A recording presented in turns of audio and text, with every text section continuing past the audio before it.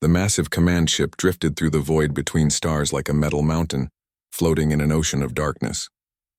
Inside its gleaming corridors, Commander Vextar walked with the confident stride of someone who had conquered dozens of worlds.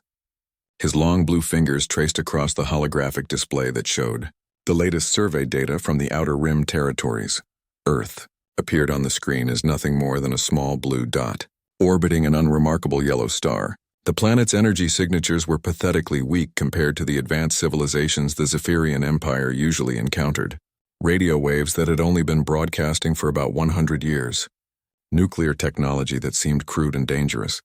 And absolutely no signs of faster-than-light travel or communication. Another primitive world, Vextar said to his science officer Krelnan, who stood beside him examining the same data. Look at these readings. They have barely moved beyond burning fossil fuels for energy. Their space program consists of chemical rockets that can barely escape their own gravity well. Krelnan nodded in agreement as he scrolled through more information. The population appears to be around 8 billion individuals, Commander. They seem to be divided into multiple competing nations and spend most of their resources fighting among themselves instead of advancing their technology. Classic signs of a young and foolish species. The Zephyrian Empire had built its vast domain across the galaxy by following one simple rule. Young civilizations were always easy to defeat because they lacked both the technology and wisdom that came with age. In the 3,000 years since the Zephyrians had first left their homeworld, they had encountered hundreds of species at various stages of development. The pattern was always the same. Species that had been using technology for less than 500 years were considered infants in galactic terms. They might have discovered basic energy manipulation, simple space travel, and primitive weapons, but they always lacked the advanced defensive systems and strategic thinking necessary to resist a proper military force.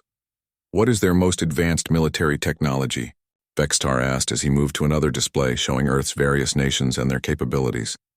Nuclear weapons, Commander, but they appear to be afraid of using them because of the damage they cause to their own planet. Their largest military vehicles are atmospheric aircraft and ocean-based vessels. We detected no orbital defense platforms, no energy shields around their major population centers, and no signs of particle beam weapons or plasma technology. Vextar almost laughed at the pathetic nature of Earth's defenses. Nuclear weapons were something the Zephyrians had moved beyond thousands of years ago, when they discovered cleaner and more efficient energy sources. The idea that a species would still rely on such crude and dangerous devices showed just how backward these humans really were. Have they detected our scout ships? He asked, referring to the small unmanned probes the Empire sent ahead of any invasion fleet to gather detailed intelligence. Negative, Commander. Their sensor technology is far too primitive to detect our cloaked reconnaissance vessels. They seem to believe they are alone in the universe. Some of their population even argues about whether other intelligent life exists at all. This information made Vextar smile with satisfaction. Ignorant species were always the easiest to conquer because they never saw the attack coming.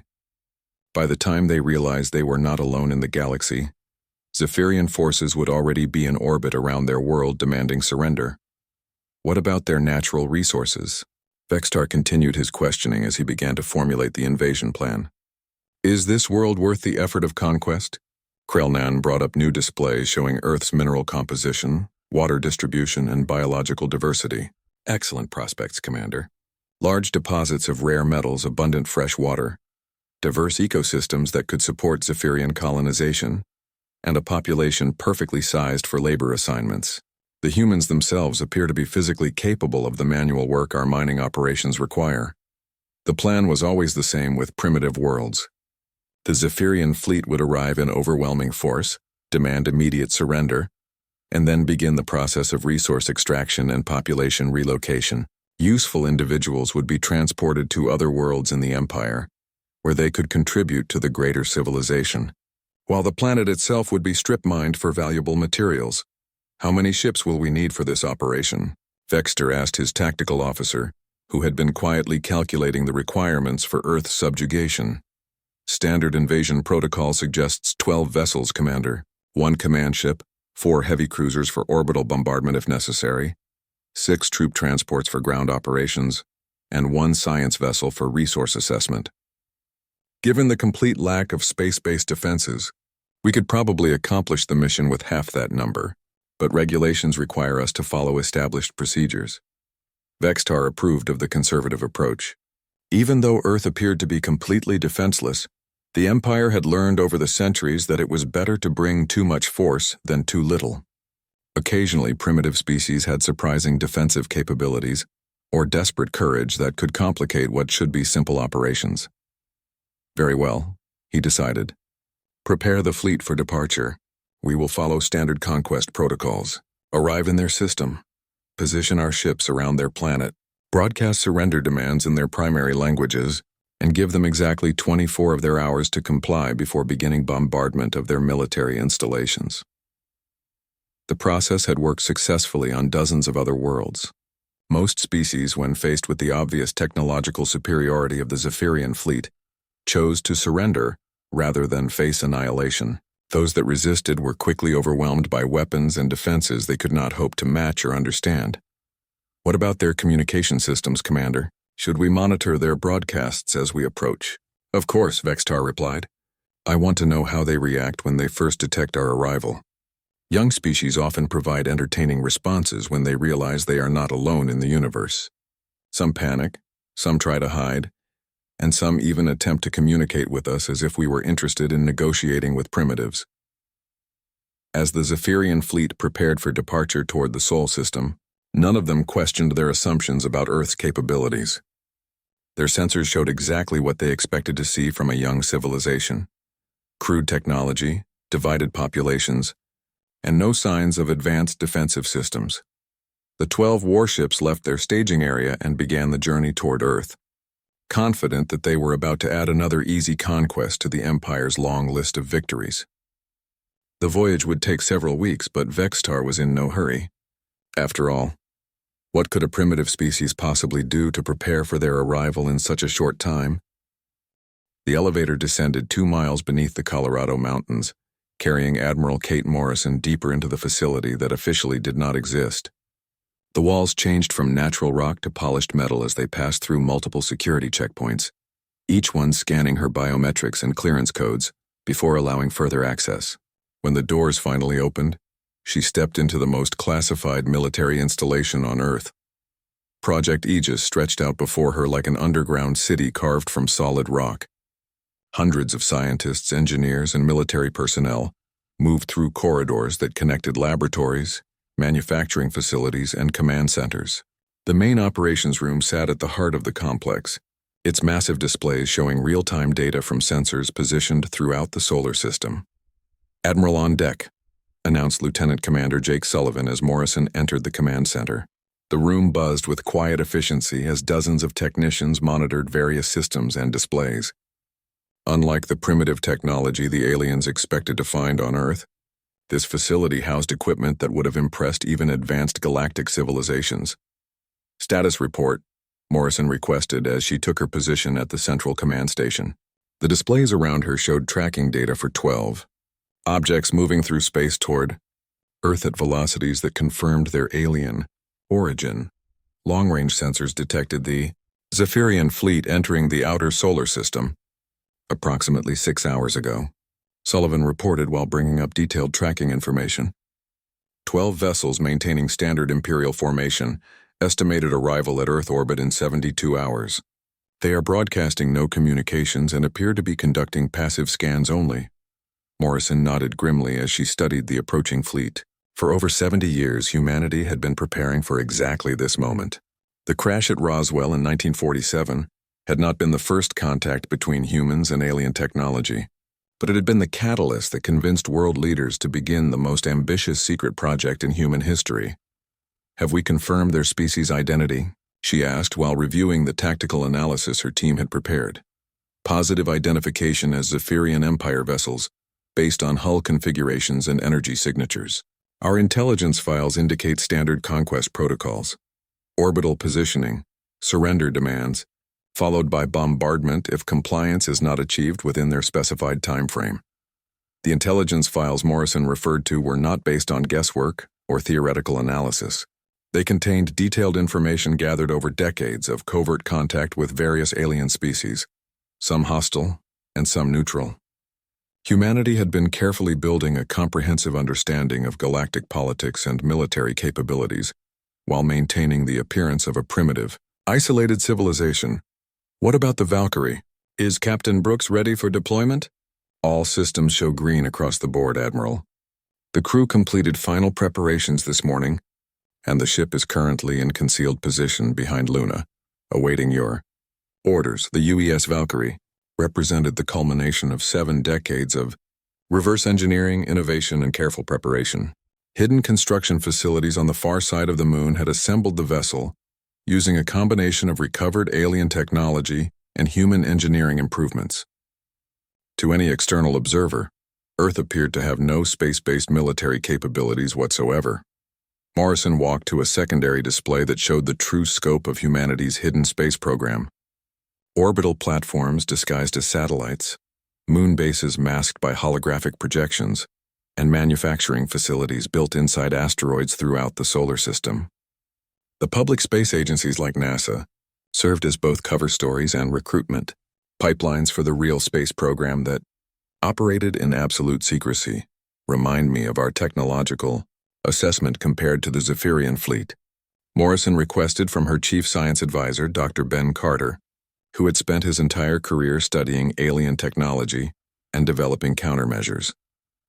Based on recovered Zephyrian equipment from previous encounters, we estimate our defensive capabilities are superior in most categories, Carter explained while bringing up comparative analysis charts.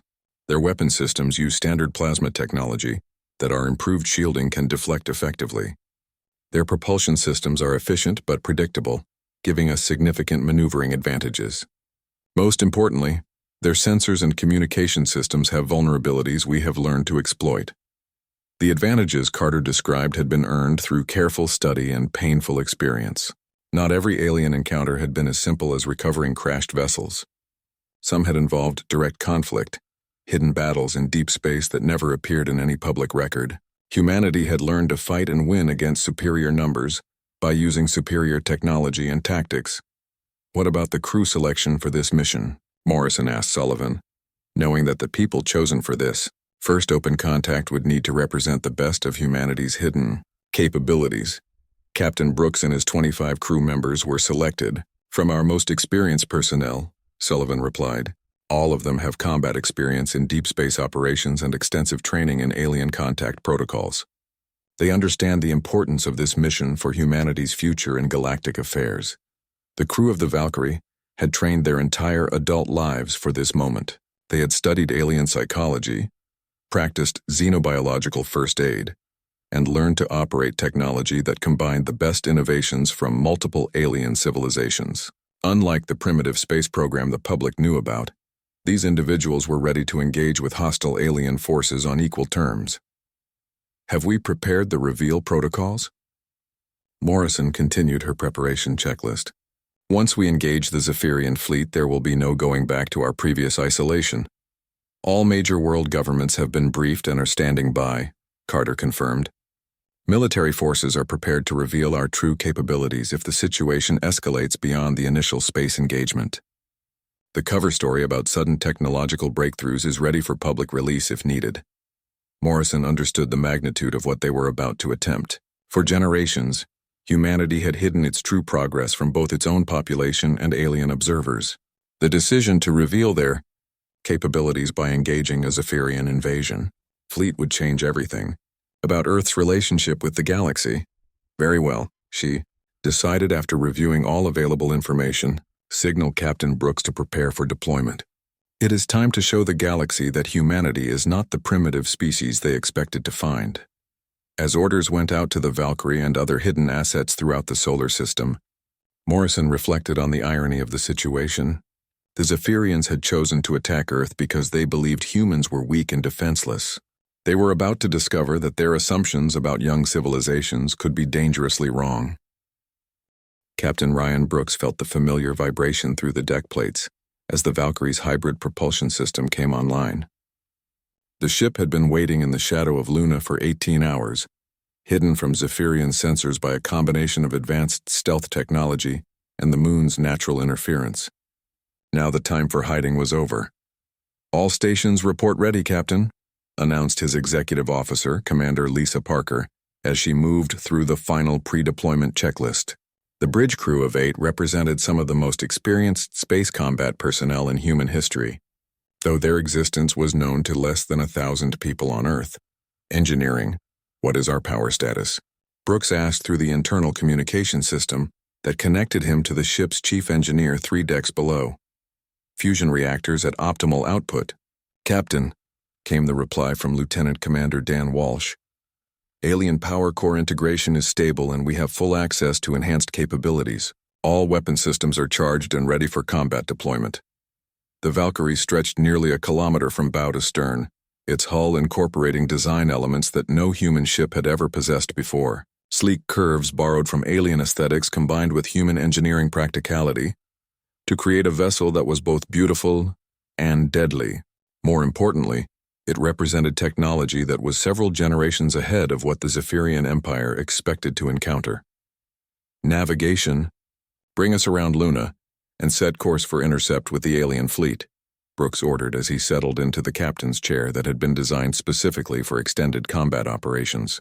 Maintain stealth protocols until we reach optimal engagement range. Aye, sir, coming about, responded Navigation Officer Tom Spencer. Estimated time to intercept is 47 minutes at current alien fleet velocity.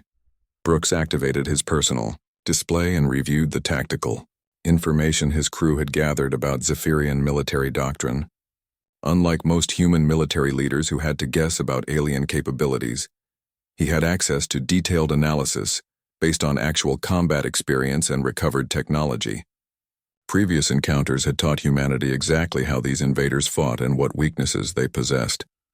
Communications. Are we receiving any transmissions from the Zephyrian fleet? He asked his signals officer, wanting to understand the aliens' current state of awareness. Negative, Captain, replied Lieutenant Amy Foster. They are maintaining communication silence and appear to be conducting standard approach procedures. No indication they have detected our presence or any of our other assets in the system. The other assets Foster referred to were carefully positioned throughout the solar system, hidden in asteroid fields behind planetary bodies, and disguised as space debris. If the Zephyrians had been able to see the true extent of human space-based capabilities, they would have reconsidered their invasion plans immediately. Weapons status? Brooks continued his preparation routine, knowing that the next few hours would determine humanity's place in galactic affairs for generations to come. All primary systems online. Captain, reported Weapons Officer Lieutenant Commander Alex Turner. Particle beam arrays are charged, plasma torpedoes are loaded, and defensive systems are ready for activation. We also have the new experimental weapons available if needed. The experimental weapons Turner mentioned were based on technology that even advanced alien civilizations had not yet developed. Human scientists had taken recovered alien devices and improved them beyond their original specifications, creating weapons that could surprise even experienced galactic military forces. As the Valkyrie emerged from behind Luna and began its approach toward the Zephyrian fleet, the massive Earth vessel became visible to alien sensors for the first time. The reaction aboard the Zephyrian command ship was immediate and dramatic. Commander Vextar stared at his tactical display in complete disbelief as the human vessel appeared on his screens. The ship was not only much larger than anything their intelligence had suggested was possible, but its energy signature indicated technology that should not exist on a primitive world. That cannot be accurate, Vextar said to his sensor operator, hoping that the readings were some kind of equipment malfunction. Run full diagnostics on all detection systems immediately. Diagnostics complete, Commander, the operator replied after several tense minutes. All systems are functioning normally. The human vessel is real and it is approaching at velocities that should not be possible with their supposed level of technology. The Zephyrian science officer, Krellnan, moved to his own display and began analyzing the energy patterns coming from the approaching ship. What he discovered made his normally confident demeanor crumble into confusion and fear. Commander, that vessel is using our own propulsion technology, he announced to the bridge crew. But the efficiency readings are far beyond what our own ships can achieve. Somehow they have taken our designs and improved them significantly. Vextar felt a cold sensation spread through his body as he realized the implications of what his science officer was telling him. If the humans had access to Zephyrian technology and had been able to improve it, then every assumption about Earth's capabilities was completely wrong. How is that possible? He demanded. Our intelligence clearly showed they had no faster-than-light travel and no advanced energy manipulation capabilities.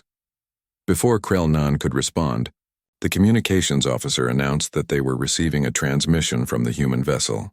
Vextar ordered it to be put on the main display, expecting to hear the typical desperate pleas for mercy that primitive species usually broadcast when faced with superior forces.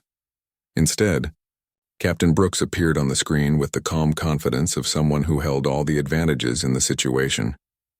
His uniform was crisp and professional, his expression serious but not afraid, and his eyes showed the kind of experience that came from years of actual combat rather than theoretical planning. Zephyrian vessels. This is Captain Ryan Brooks of the United Earthship Valkyrie, he said in perfect Zephyrian language, which shocked the alien crew even more than his ship's appearance had.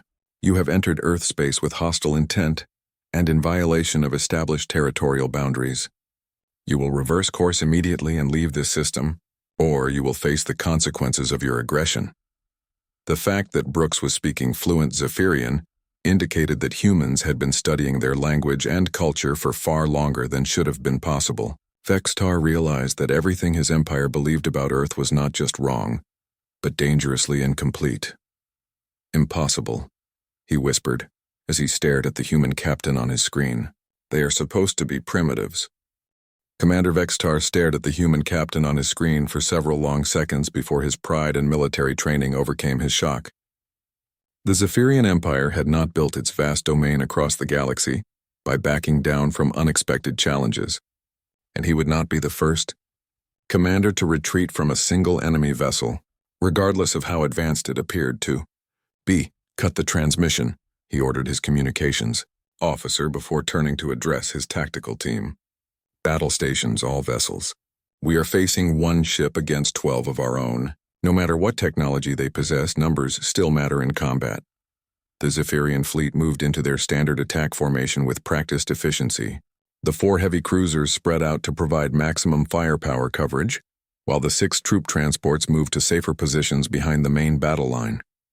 Vextar's command ship took point position, its massive weapon arrays charging for the initial bombardment that would demonstrate Zephyrian superiority. Target their propulsion systems first, Vextar commanded his weapons officer. I want that ship disabled so we can study their technology before we destroy them. On the bridge of the Valkyrie, Captain Brooks watched the alien fleet maneuver into attack positions with the calm attention of someone who had studied these exact tactics for years. Human intelligence had provided detailed analysis of Zephyrian combat doctrine based on observations of their previous conquests, and Brooks knew exactly what they would do next. All hands, this is the captain, he announced over the ship's internal communication system. We are about to engage hostile alien forces in defense of Earth. Remember your training, trust your equipment, and show these invaders what humanity is truly capable of. The response from his crew was immediate and professional.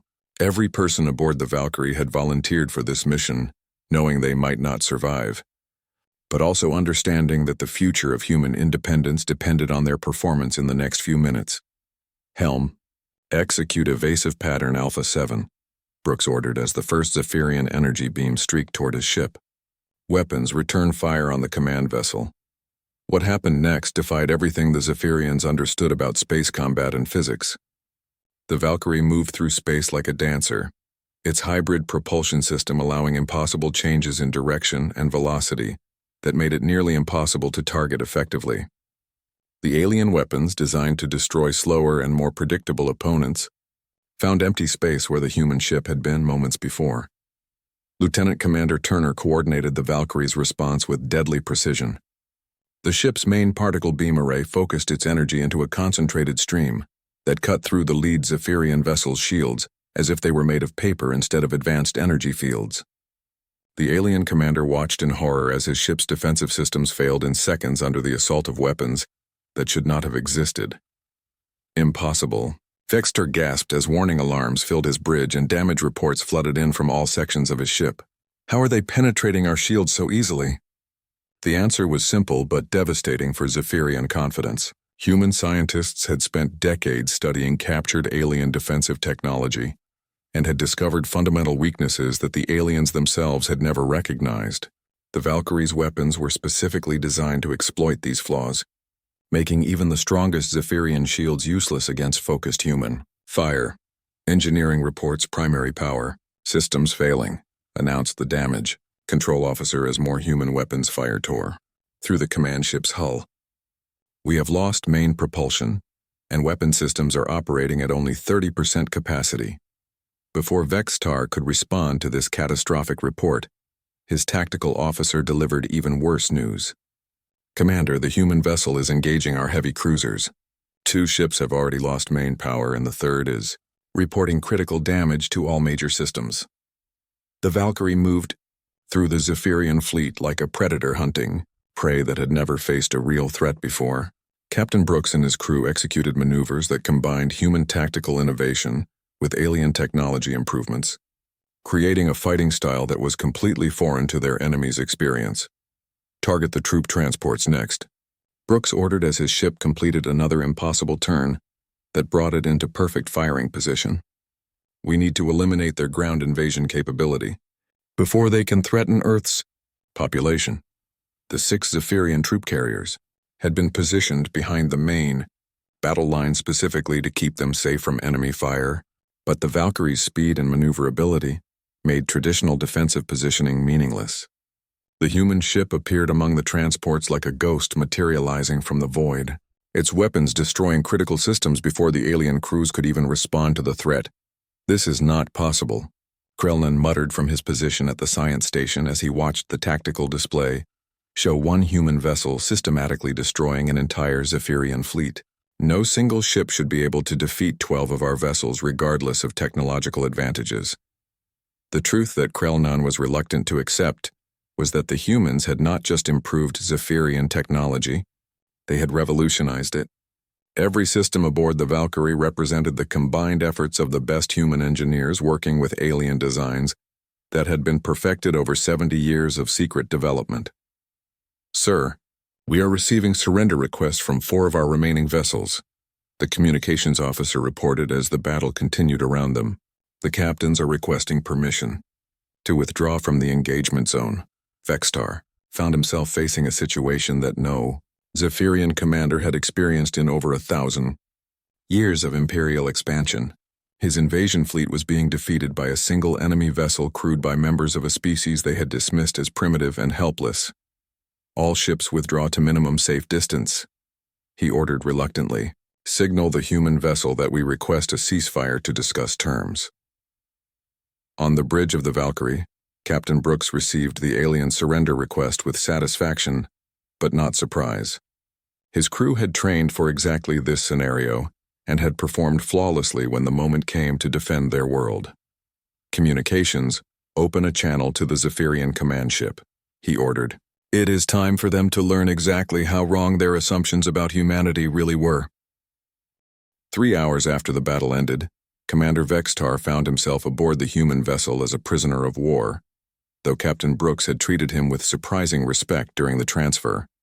The Zephyrian commander walked through corridors that displayed technology he recognized, but could not fully understand. Seeing familiar alien designs that had been improved beyond anything his own engineers had achieved. Your ship incorporates technology from at least 6 different species, Vextar observed as Brooks escorted him toward the main conference room. How did a supposedly primitive civilization gain access to such diverse galactic technologies?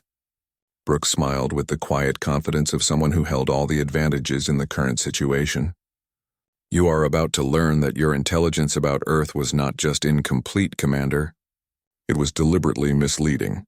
The conference room contained a massive display screen that activated as they entered, showing Admiral Morrison's face, broadcast from the command center deep beneath the Colorado mountains. Behind her, Vextar could see dozens of human personnel operating equipment that was clearly based on advanced alien designs, but modified with improvements that surpassed the original specifications. Commander Vextar, Admiral Morrison began without any formal pleasantries. I am Admiral Kate Morrison, Commanding Officer of Earth's Planetary Defense Forces. You and your empire have made several critical errors in judgment about humanity that I believe you should understand before we discuss your future. The display changed to show historical footage from 1947, including wreckage from the Roswell incident that Vextar immediately recognized as Zephyrian scout ship debris.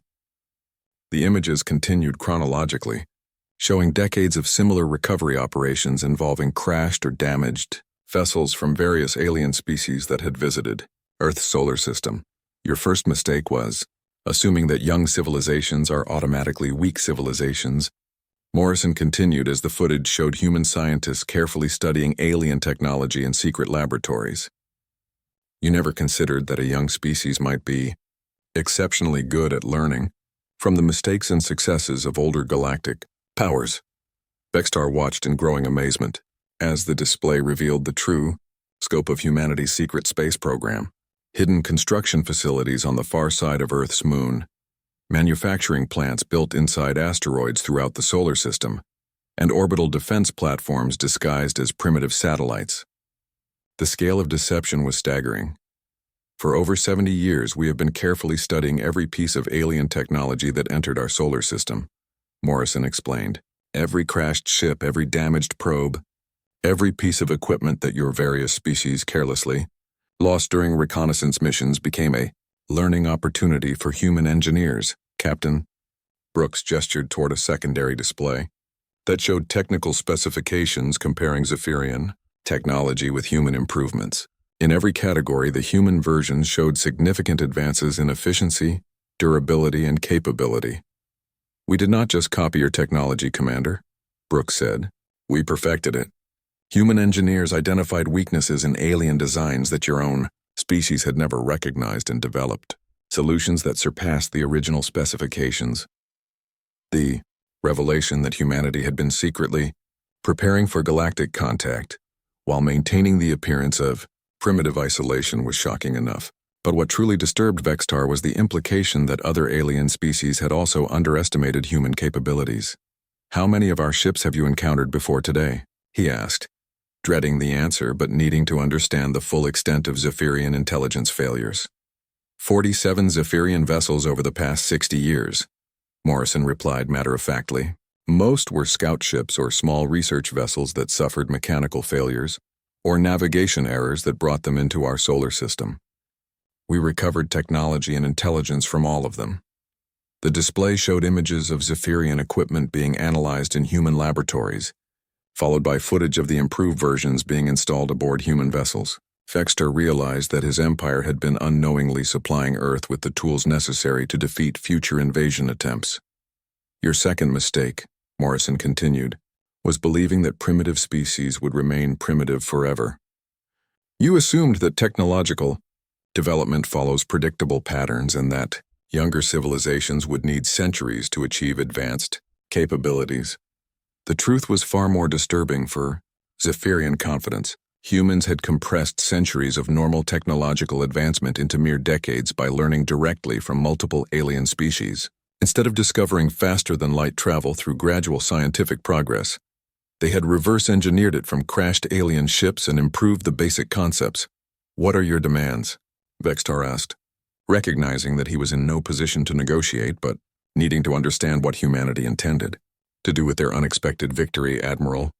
Morrison's expression became serious as she addressed the question that would determine the future relationship between Earth and the Zephyrian Empire. We have two simple requirements, Commander. First, your empire will immediately withdraw all forces from this sector and will not return without explicit permission from Earth's government. The first demand was reasonable considering the circumstances, but Vextar suspected that the second requirement would be far more difficult for his superiors to accept. Second, Morrison continued, you will carry a message back to your empire explaining exactly what happened here today. Other galactic powers need to understand that Earth is no longer an isolated primitive world that can be conquered or exploited without consequences, Captain. Brooks activated another display that showed additional human vessels emerging from hidden positions throughout the solar system. Dozens of ships became visible as their stealth systems deactivated, revealing a space-based military capability that rivaled anything the Zephyrian Empire could deploy. We have been preparing for this day since 1947, Brooks explained. Every piece of technology your people lost, every tactical mistake you made during previous conquests, every weakness in your military doctrine became part of our preparation for inevitable contact with hostile galactic forces. The implications of what Vextar was seeing extended far beyond the immediate military situation. If humanity had been secretly developing advanced capabilities while maintaining the appearance of primitive isolation, then every assumption the galactic community held about Earth needed to be completely reconsidered. Your empire and others like it have built their power on the exploitation of younger species, Morrison said as the conference reached its conclusion. That age is ending, Commander. Humanity has taken its place among the stars, and we will not tolerate future attempts at conquest or subjugation. As the Valkyrie prepared to escort the surviving Zephyrian vessels to the edge of the solar system, Vextar understood that he would be returning to his empire with news that would reshape galactic politics forever. Earth was no longer a target for conquest, but had become a power that demanded respect and fear from even the most advanced civilizations.